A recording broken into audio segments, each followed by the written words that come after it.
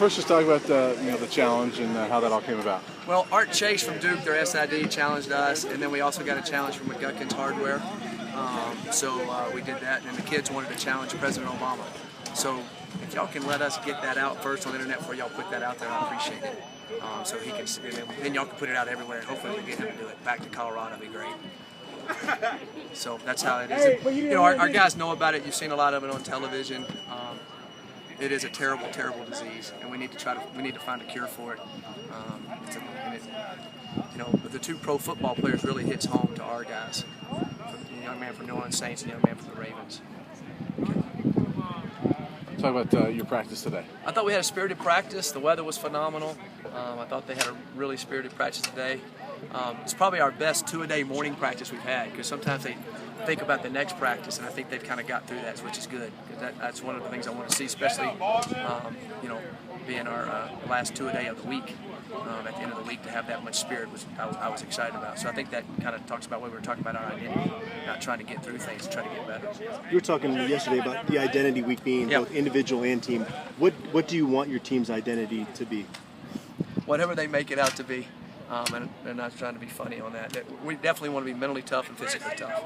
And this time of the grind and the push, you develop that. You got to develop mental toughness, and you got to develop physical toughness. And I'm seeing that out of our team, because we need to be more mentally tough in ball games. We need to be more physically tough. And you build that all through the year, but this is kind of the defining moment, because after this, you start getting ready for games, and you're going along, and you can't do as much hitting, and you don't have as much time, and then class starts. So this is kind of when we do that. So mental toughness and physical toughness. Looks like Travis Talianco moved to linebacker. Yeah, we moved Travis to linebacker. That's something we were thinking about doing anyway when he was coming in, and he had gained weight. When I knew him, he was about 190. He's 208, and both Oglebody and Ryan Severson were both tailbacks and receivers and that type of thing. And Travis was a receiver, safety in high school, and now he can play. So the spread, I keep saying the spread offense is you basically got to play with 6 DBs or 7 DBs type on the field, or you can't tackle those guys in space, and that's what we're trying to get to. And I see that happening. Is DeShawn Wilson working at both defensive end and tackle? He's moving. He's working at both. Yes, and he needs to be able to do that. He has the flexibility because he's big enough. He's about 260. So he can play tackle. You like him a little bigger at tackle, and at defensive end he's good there, but he's able to do both. He uses his hands really well and has a good base. Not all defensive ends can go in and do that. So we're working him, like I said, we work guys multiple places. So during the course of the year, we have injuries. We got to be ready to play. We can't just say, well, people are hurt, we can't win. We got to find a way to win. That's how we prepare for it. Have you liked what you've seen out of your defensive backs as a unit? It seems like they've really improved from Yeah, last year. they're improving. They're improving. Our offense puts a lot of pressure on them, and they're doing some good things, and they're having to go a lot of reps, which I'm glad to see them push through. So I'm pleased with the improvement in the secondary. We just need to do it on game day, on the big stage, because you're truly on an island out there, and it's a little different world, and I believe they will. We talked about Identity Week, this being Identity Week, but is this almost your identity year, your second year here, and now you get to implement it? And I don't know about that. We've only had one really true recruiting class. My first recruiting class is about half a class, because I didn't get here until after the first part was gone. I got the recruiting class in 3 weeks. I think we got some good guys. This was our first real true full year of recruiting.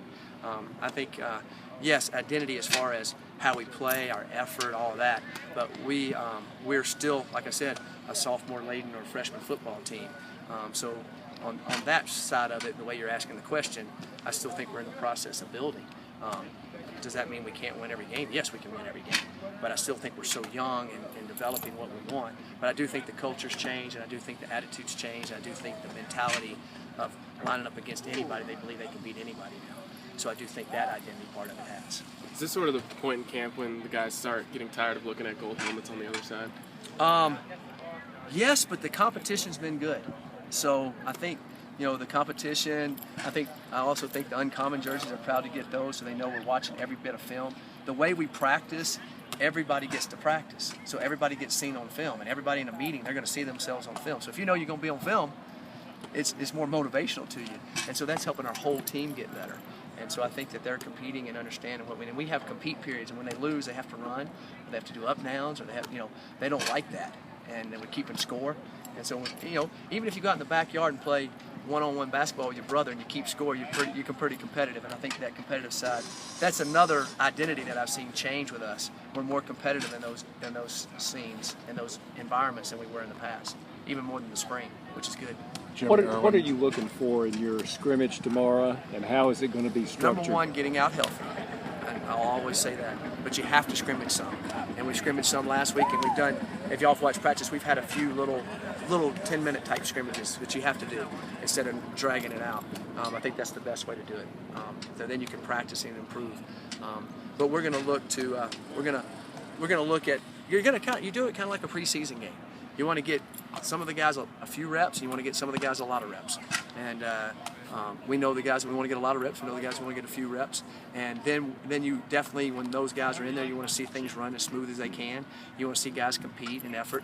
And then you're also looking at a few things that you've kind of done scheme-wise to help yourself out a little bit, see how that answers. And we set it up where offense and defense has some of those things happen to them to see if we can handle certain things that we might not have seen that we think could happen to us. So sometimes that skews the scrimmage a little bit. All of a sudden you might see a guy running wide open. Well, that's something we're trying to see if they understand yet. Or vice versa on offense, we bring something, a blitz or something that they might not have seen and we've been working on that they got to be ready for in the protection. So it's not exactly when we go out there and look always like a crisp machine.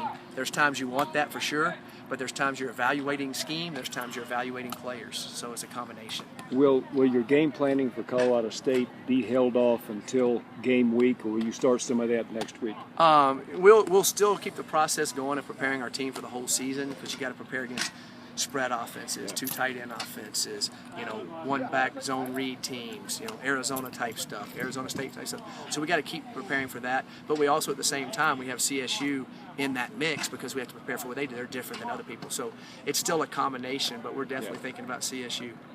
Jeremy Irvin, was he banged up a little bit today? Jeremy, we just gave him he wasn't banged up. His ankle was just a little sore on that foot.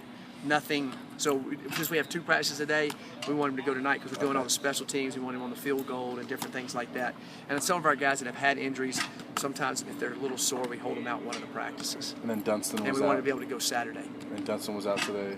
Elijah he had tweaked his knee a little bit, and they were having an MRI on it. I think he'll be fine, but we're being precautionary on that. All right. On this, they didn't ask you the obvious. On this 45th anniversary of Woodstock, any particular music memory? Unlike you, I didn't go to Woodstock. No.